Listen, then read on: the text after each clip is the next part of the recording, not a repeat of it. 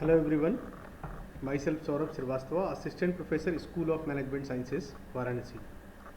Welcome you to my channel Anusandhan. In this video, I am going to discuss about normality test of data in SPSS. How to check the normality of the data in SPSS.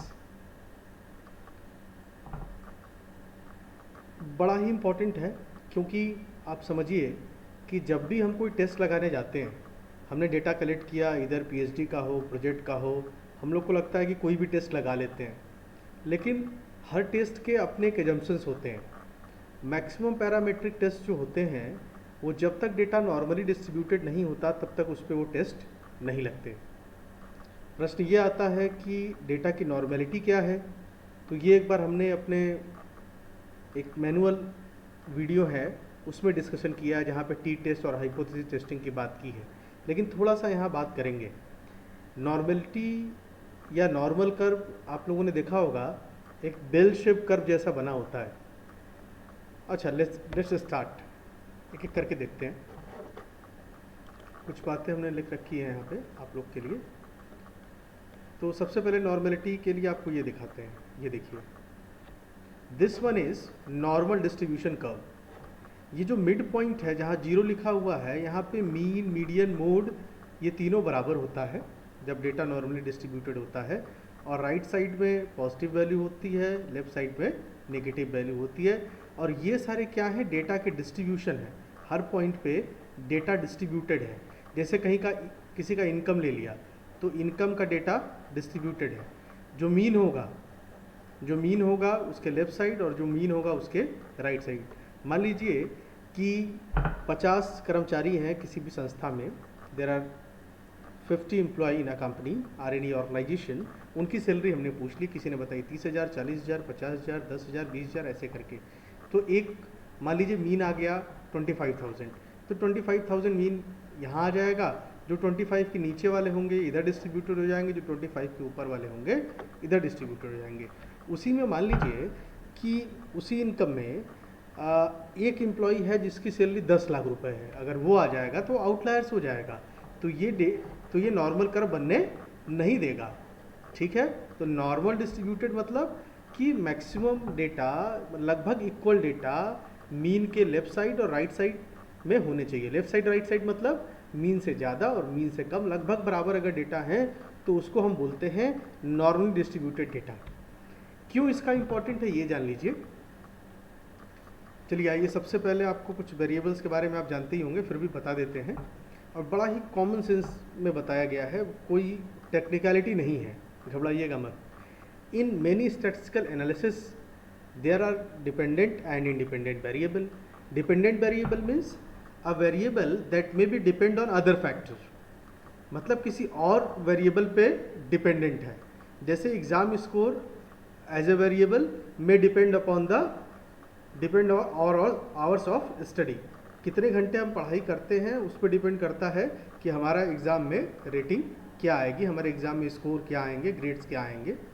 ठीक है, तो ये dependent variable है। Exam score dependent है और आपका जो hour of study है वो इंडिपेंडेंट है, क्योंकि वो किसी पे डिपेंड नहीं करता है। जैसे independent variable, a variable that does not depend on other factors, उसको हम बोलते हैं independent. Hours of study does not change depending upon the exam score. Exam score पे डिपेंड ये नहीं करता, इसलिए इंडिपेंडेंट है। जबकि exam score hour of study पे डिपेंड करता है। ऐसे बहुत सारे एग्जाम्पल है, आप लोग जानते भी होंगे।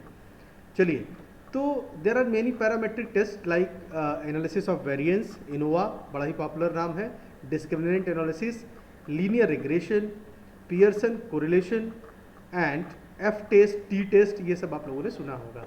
अगर ये टेस्ट आपके पीएचडी थीसिस में या आपके प्रोजेक्ट रिपोर्ट में लगता है तो उसके लिए पहला अजम्पशन है कि आपका डेटा नॉर्मली डिस्ट्रीब्यूटेड होना चाहिए। डेटा नॉर्मली डिस्ट्रीब्यूटेड है या नहीं है वो इस बात पे डिपेंड करेगा कि कैसे पता चलेगा कि हमारा नॉर्मेलिटी टेस्ट क्या बता रहा है। जब हम नॉर्मेलिटी टेस्ट को जानेंगे तब हमको ये बात पता लगेगी कि कैसे हम नॉर्मेलिटी का टेस्ट करते हैं, और जब नॉर्मलिटी टेस्ट में डेटा नॉर्मल पाया जाता है तब उसके बाद ये सारे एनालिसिस हम लगाते हैं। देखिए लिखा है required that dependent variable is approximately normally distributed. देखिए अब आइडियल एक्सपेक्टेड नहीं कर सकते, आइडियल नहीं है कि 100% अप्रॉक्स आपका नॉर्मलिटी आ जाएगा, इसलिए हम ये देखते हैं कि approximately normally distributed for each category of independent variable. सारे कैटेगरी हैं, मान लीजिए मेल फीमेल 2 कैटेगरी हैं, तो दोनों कैटेगरी के लिए जो हमारा डेटा है, जो डिपेंडेंट वेरिएबल है, वो दोनों के लिए देखना होगा कि अप्रॉक्सीमेटली नॉर्मली डिस्ट्रीब्यूटेड हो। तो ये कैसे पता चलेगा? 2 तरीके से पता चल सकता है, या तो न्यूमेरिकली या तो ग्राफिकली। तो ये बात हम न्यूमेरिकली भी जान सकते हैं और ये बात हम ग्राफिकली भी हम जान सकते हैं। तो एक बार देखते हैं कि क्या क्या है। जैसे स्क्यूनेस और कर्टोसिस, आप जानते होंगे स्क्यूनेस कर्टोसिस के बारे में डिस्कशन हुआ है, लेकिन एक बार हम आपको बता दें स्क्यूनेस और कर्टोसिस मतलब क्या। अगर जैसे ये यहीं से ये जो चार्ट है नॉर्मल डिस्ट्रीब्यूटेड लेफ्ट साइड पे ज़्यादा चला गया तो पॉजिटिव स्क्यूड, राइट साइड पे ज़्यादा चला गया तो नेगेटिव स्क्यूड, और ये यहाँ पे है ऊपर चला गया तो जो कर्टोसिस है, कर्टोसिस में चेंजेस हो जाएंगे, ठीक है। या हाई चला जाए या लो चला जाए तो कर्टोसिस में चेंजेस हो जाएंगे।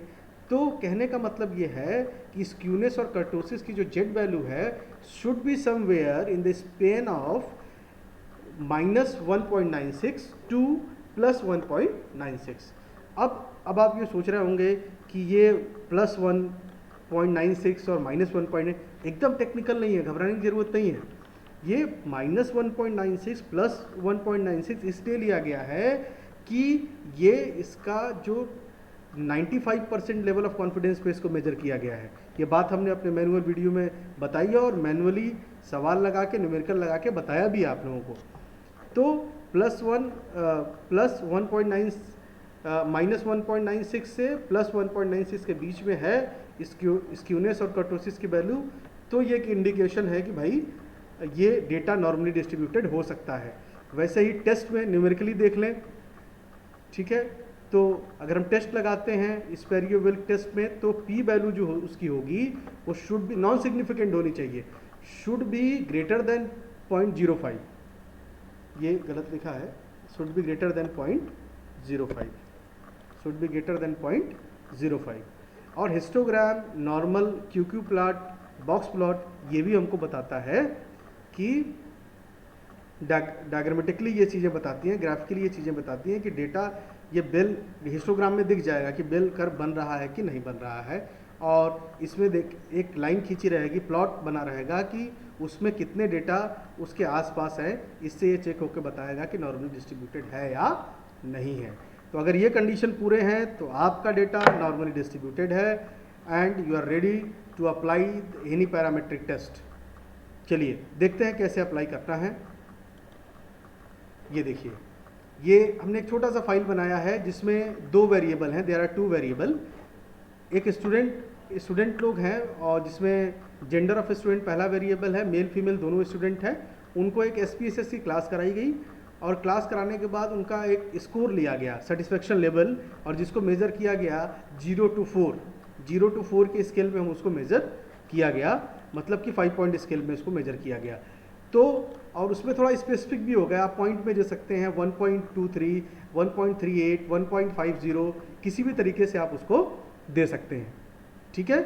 तो ये सेटिस्फेक्शन है सबका, ये लेवल ऑफ सेटिस्फेक्शन जो जिन लोगों ने जो अपना लेवल ऑफ सेटिस्फेक्शन दिया है। और दूसरे तरफ है आपका जेंडर, एक तरफ मेल है और दूसरी तरफ फीमेल है। तो टोटल यहाँ पे जो डेटा है हमारे पास, देखिए 810 स्टूडेंट का है जिन्होंने ये क्लासेस किए हैं। तो देखिए नॉर्मेलिटी हम कैसे चेक करेंगे। तो जाना कहाँ है, गो टू एनालाइज बटन पे क्लिक करेंगे। आफ्टर दैट डिस्क्रिप्टिव स्टैटिस्टिक्स, और डिस्क्रिप्टिव स्टैटिस्टिक्स में तीसरा ऑप्शन एनालाइज डिस्क्रिप्टिव स्टैटिस्टिक्स, और डिस्क्रिप्टिव स्टैटिस्टिक्स में तीसरा option explore. Analyse descriptive statistics then explore पे हिट करेंगे। देखिए तो आपका यहाँ पे ये रहेगा, देख लीजिए अब आपका डिपेंडेंट लिस्ट क्या है भाई? डिपेंडेंट वेरिएबल हमारा सेटिस्फेक्शन है, इंडिपेंडेंट हमारा जेंडर है। अब देखिए यहाँ पे 3 ऑप्शन है, तीनों चेक कर लेते हैं। स्टैटिस्टिक्स में हम डिस्क्रिप्टिव पे क्लिक करेंगे और जो है हमारा कॉन्फिडेंस इंटरवल जो है वो 95% है। बस प्लॉट्स में जाएंगे, प्लॉट्स में हमको हिस्टोग्राम देखना है, हिस्टोग्राम देखना है और नॉर्मेलिटी प्लॉट पे क्लिक करेंगे, जिससे नॉर्मेलिटी का प्लॉट भी देखे और टेस्ट भी करके हमको दिखाए। बस हो गया, 2 चीज़ें, histogram, normality plot with test. Continue option में जाएंगे। देखिए यहाँ पे एक्सक्लूडेड केसेस लिस्ट वाइज लिखा है और एक्सक्लूड केस पेयर वाइज लिखा है, रिपोर्ट वैल्यू लिखा है। दोनों में डिफरेंस क्या है? जब कोई मिसिंग वैल्यू होती है हमारे ये इसमें, अगर कोई मिसिंग वैल्यू होगी तब हमको एक्सक्लूड पेयर वाइज पे क्लिक करना चाहिए। अगर मिसिंग वैल्यू नहीं है तो एक्सक्लूड केसेस लिस्ट वाइज भी हम कर सकते हैं। तो आई होप मिसिंग वैल्यू इसमें नहीं है। क्लिक किया और कंटिन्यू किया, बस हो गया। आप देख सकते हैं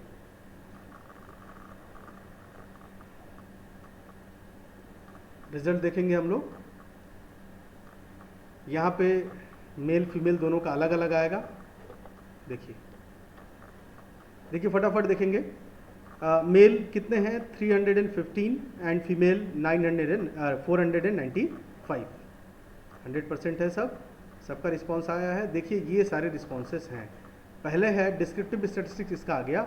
मीन आपको पता है, लोअर बाउंड अपर बाउंड, मतलब 95% कॉन्फिडेंस के साथ आप कह सकते हैं कि मीन के ऊपर अपर बाउंड, लोअर बाउंड में ये होंगे, अपर बाउंड में ये होंगे। ट्रिम्ड मीन क्या होता है? देखिए ये सब हम डिस्क्रिप्टिव स्टैटिस्टिक्स में बताएंगे आपको। हमको यहाँ नॉर्मेलिटी, लेकिन फिर भी ट्रिम्ड मीन क्या है? 5% अपर 5% लोअर को जब हम डिडक्ट करते हैं तो हमारा ट्रिम्ड मीन आता है। ट्रिम्ड मीन हमारा 1.58 है और मीन भी 1.58 है। तो अब देखिए यहाँ पे हम सीधे स्क्यूनेस और कर्टोसिस पे आते हैं। हमारा देखिए स्क्यूनेस की वैल्यू है 0.041 और कर्टोसिस की वैल्यू है -0.391 और स्टैंडर्ड एरर है उसका 0.3137 और यहाँ पे स्टैंडर्ड एरर है 0.274। तो अब देखिए हमने आपको बताया था कि जेड स्कोर हमको कैलकुलेट करना है, तो उसके लिए हमने बताया था कि भाई जो भी स्क्यूनेस की वैल्यू होगी डिवाइडेड बाई स्टैंडर्ड एरर, वैसे ही कर्टोसिस की जो वैल्यू होगी डिवाइडेड बाई स्टैंडर्ड एरर। और अगर वो वैल्यू 1.96 से +1.96 के बीच में आती है तो इसका मतलब कि हमारा डेटा नॉर्मली डिस्ट्रीब्यूटेड है। नहीं आती है तो नॉर्मली डिस्ट्रीब्यूटेड नहीं है। पहला टेस्ट चलिए करके देखते हैं। अगर हम लोग स्क्यूनेस, आप अपने से करके भी देख सकते हैं, स्क्रीन पे ऐसे ही बता देते हैं आपको, देख लीजिए। पॉइंट क्या है? 0.042 डिवाइडेड बाई पॉइंट, स्क्रीन पे आपके नहीं दिख रहा है लेकिन 0.137 ये आएगा। इसकी वैल्यू अगर हम लोग देखेंगे, अगर इसकी वैल्यू हम लोग देखेंगे तो इसकी वैल्यू आएगी, पहली वैल्यू आई है 0.30 इस पहले की वैल्यू आई है। तो 0.30 बताइए है कि नहीं है? 0.96 और प्लस माइनस 1.96 और प्लस 1.96 के बीच में है कि नहीं है? है ना? तो ये क्या है? ये नॉर्मली डिस्ट्रीब्यूटेड अभी इंडिकेट कर रहा है। वैसे ही दूसरे का कर लेते हैं कि माइनस 0.391 डिवाइडेड बाई 0.274, तो इसकी वैल्यू आएगी 0.1-42। तो लगभग ये एक इंडिकेशन ये दिख रहा है कि लगभग ये नॉर्मलिटी की तरफ इंडिकेशन दे रहा है। जबकि इसका हम लोग कैलकुलेट करेंगे, दूसरे का कैलकुलेट करेंगे, देखिए 100% नहीं आएगा, अप्रॉक्स आएगा। तो अगर हम लोग इसका कैलकुलेट करेंगे तो -0.176 डिवाइडेड बाई 0.110, इसका आएगा -1.6, मतलब कि -1.96 से भी नीचे है, मतलब इसकी नॉर्मेलिटी इंडिकेट नहीं कर रही है। तो पहला चीज़ है हमने क्या निकाला, जेड स्कोर निकाला। जेड स्कोर से हमको दिख रहा था कि भाई यहाँ देखिए कि मेल का जो है, ये मेल का है, देखिए ये मेल का है, मेल का नॉर्मल प्लॉट नॉर्मलिटी टेस्ट में लग रहा है कि नॉर्मल होगा, और फीमेल का लग रहा है कि नॉर्मल नहीं होगा। चलिए अब हम लोग टेस्ट में सीधे आ जाते हैं। ये देखिए यहाँ पे सिग्निफिकेंस वैल्यू दी गई है। तो सबसे पहले मेल का देखिए, सीधे हम यहाँ पे आएंगे। देखिए सिग्निफिकेंस वैल्यू में पी वैल्यू यहीं से हम देखेंगे, दो टेस्ट लगे हुए हैं, कीएस टेस्ट भी है, स्पेरियो-विल्स टेस्ट भी है। तो दोनों में देखिए 0.20 यहाँ पे 0.185, दोनों 0.05 से ज़्यादा है। तो क्या है, ये डिज़ायरेबल है। इसका मतलब देखिए लिखा है ना, शुड बी एबव दैन 0.05, 0.05 से ऊपर है। तो यहाँ क्लियर है कि 0.05 के ऊपर दिखा रहा है, तो मतलब मेल का जो है वो डेटा नॉर्मल है, टेस्ट में प्रूफ हो गया भाई। फीमेल का देखिए, फीमेल का 0.05 के नीचे है, मतलब सिग्निफिकेंट है, हमको नॉन सिग्निफिकेंट चाहिए, तो ये आपका नॉर्मल नहीं है। देखिए दो इंडिकेशन मिले हमको यहाँ से, फिर टेस्ट से भी पता चल गया। अभी डन हो गया, टेस्ट ने बता दिया। तो फिर भी हम लोग एक बार चार्ट देखेंगे। ये देखिए मेल का हिस्टोग्राम चार्ट है। तो अब देखते हैं कि इसमें नॉर्मल प्लॉट एक बार ड्रॉ करके देखते हैं। देखिए इस पर डबल क्लिक करेंगे, डबल क्लिक करने के बाद यहाँ पे एक एलिमेंट ऑप्शन आता है, और यहाँ से जाके शो डिस्ट्रीब्यूशन कर्व पे क्लिक करते हैं, और ये इसको क्लोज कर देते हैं। अब देखिए ये डेटा आपको नॉर्मली डिस्ट्रीब्यूटेड दिख रहा है या नहीं दिख रहा है, बेल शेप कर्व दिख रहा है ना। तो इसको डायरेक्ट देख के भी हम बता सकते थे बिना टेस्ट के, लेकिन भाई टेस्ट भी करना पड़ता है, दिखाना पड़ता है, रिपोर्ट करना पड़ता है, तो ये ग्राफिकली भी दिखता है। तो वैसे ही फीमेल का करेंगे तो थोड़ा सा स्क्यूड दिखेगा हमको, क्योंकि टेस्ट ने तो पहले ही बता दिया हम लोगों को कि भाई फीमेल का जो सेटिस्फेक्शन लेवल है वो नॉर्मल उसका डेटा नहीं है। तो चेक करके देख लेते हैं। ये चेक किया भाई, और यहाँ से कर दिया क्लोज। अब देखिए इसका, ये देखिए ये हल्का सा राइट साइड में, हल्का सा, बहुत ही मतलब अगर हम इसको नॉर्मल मान ले तो काम चल जाएगा, लेकिन टेस्ट में ये फेल हो चुका है सिग्निफिकेंटली, तो इसलिए इसको नॉर्मल मानेंगे नहीं। अगर इस पर प्लॉट करते हैं तो देखिए हमारा डेटा इधर की तरफ, राइट की तरफ दबेगा, मतलब स्क्यूड होगा। देख लिया। अब एक बार प्लॉट भी आपको दिखा देते हैं भाई, मेल और फीमेल का दोनों का देख लीजिए, क्योंकि एक जो और बात है वो भी हम लोग देख ही लें भाई। क्यों, हम लोग पीपी प्लॉट देखेंगे, क्यूक्यू प्लॉट को स्किप करेंगे, ये ज़्यादा क्लियर करता है। ये देखिए आ गया, ये आपके मेल का है। इस लाइन पे मैक्सिमम डेटा होने चाहिए। देखिए इस लाइन से मैक्सिमम डेटा टच में है। ये देखिए कुछ तो दूर हैं, लेकिन परफेक्ट नॉर्मलिटी नहीं है, लेकिन नॉर्मल हैं, कुछ ही डेटा इधर उधर है। और फीमेल में देखिए, फीमेल में भी ये देखिए, ये पूरा यहाँ से ये डेटा कंपैरेटिवली मेल ये ज़्यादा दूर है, इधर भी एक दो हैं, और ये यहाँ से लगातार ये सब लाइन से टच नहीं कर रहे हैं। इसका मतलब कि ये नॉर्मल नहीं है। आई होप ये बात समझ में आई होगी। बड़ा ही आसान है, बड़ा ही इम्पोर्टेंट है। तो धन्यवाद, थैंक यू सो मच। सीखते रहिए और आगे बढ़ते रहिए।